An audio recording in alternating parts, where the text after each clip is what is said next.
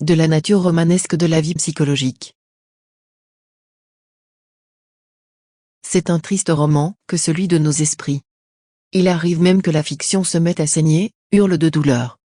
Bombardé sans trêve de coups injustes, iniques, notre moi des paras a abaissé le pavillon infantile de Matamor, de l'Esbrouf. Le peu de vie qui subsiste en lui est tout juste bonne à alimenter le remâchage sans fin de ses malheurs. Pauvre petit moi souffreteux. Son bras est si mou qu'il ne se soucie plus même de porter le fer dans l'ennemi.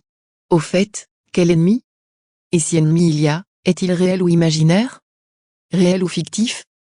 Pavé d'or ou de tessons de bouteille, la grande aventure psychologique n'est que roman.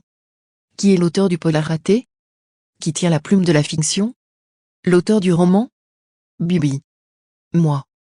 Du moins quelques reflets ou extensions ludiques de notre moi profond sont nombre portés. Rien. Le sempiternel héros de la vie intérieure temporelle n'existe pas. C'est un songe. Un songe parmi les songes.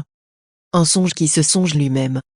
Un songe qui se songe lui-même bâtissant le songe colossal de la temporalité spirituelle en enjoignant celle-ci de feindre d'être réelle et de l'en convaincre.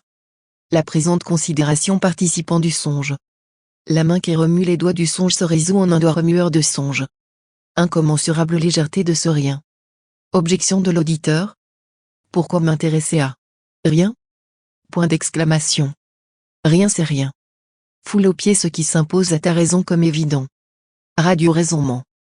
Plie le genou devant le rien, matrice divine de laquelle procède tout réel authentique. Que les écailles nous tombent des yeux. Qu'enfin l'irréel pur nous fasse l'aveu de sa nature. Qu'enfin l'irréel impur, entaché par nos soins d'une réalité mensongère, émerge du fumier dont nous ne cessons de l'enduire, et retrouve sa pureté. Que l'être s'en retourne à l'être, et le néant au néant. L'auditeur. J'ai rencontré l'éveil, et je l'ai perdu. Pensée d'éveil.